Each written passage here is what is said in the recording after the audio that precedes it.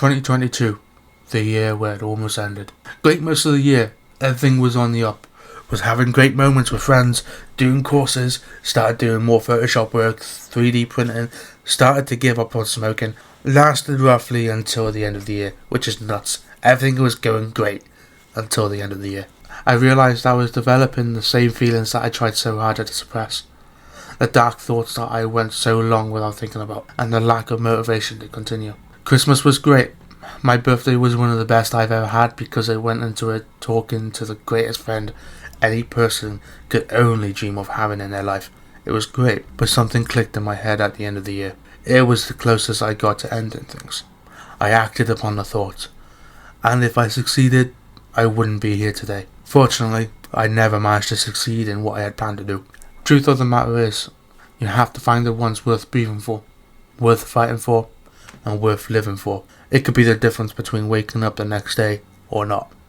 Blessed. I have spoken quite a bit about how each year had its ups and its downs.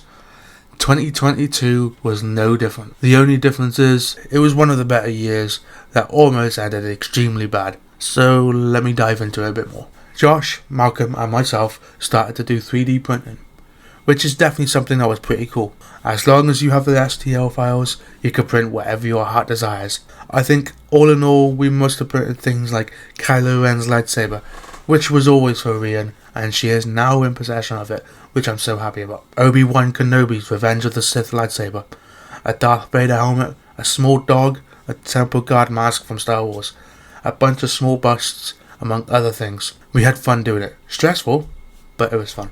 We even spoke about going into business together, where we would print things off and sell them online.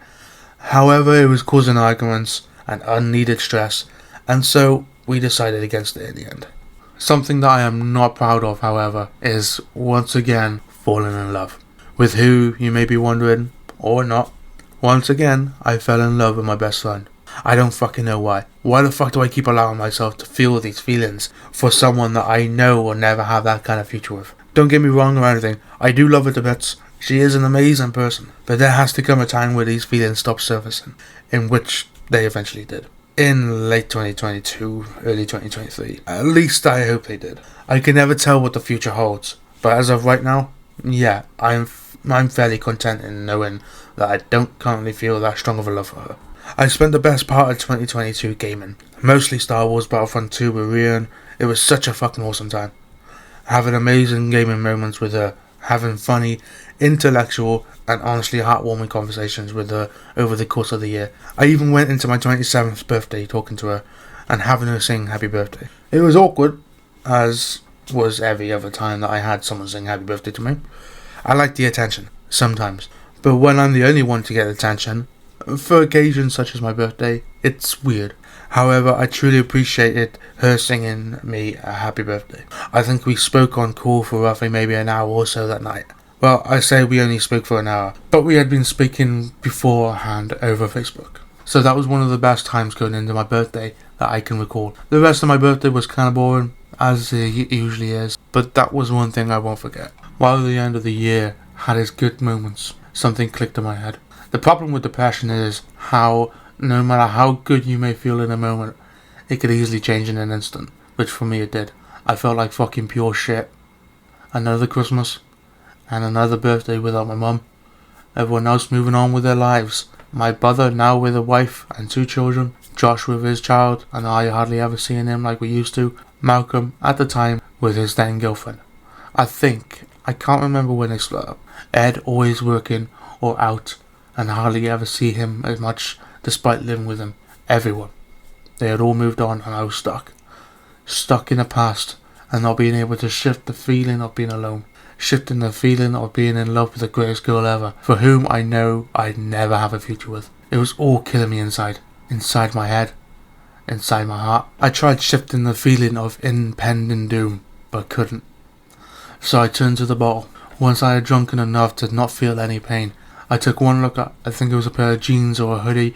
I remember thinking I could easily tie those jeans legs or hoodie sleeve around my neck and just fucking end my life. Right here, right fucking now, as I looked to the close. I was fully prepared to join Club 27 right as I had just turned that age. So, in my drunken, depressed, and suicidal state, I took whatever clothes it was, I tied it around my neck, cutting off my air supply, and mixed with that and the alcohol, I passed out. For how long, I have no recollection. All I know is I woke back up gasping for air and subconsciously removing the clothes that I had used to try and strangle myself with, to end my miserable ass life with. I had done other things in the past years in terms of self-harming, such as cutting my wrists, but that was purely just to feel, quote-unquote, something other than the pain in my head. Yet this was the closest I ever gotten to actually committing to the suicidal thoughts that had often made their way into my head. That night, I wanted nothing more to fucking die. I had given up hope by that point, but something prevented me from succeeding in taking my own life.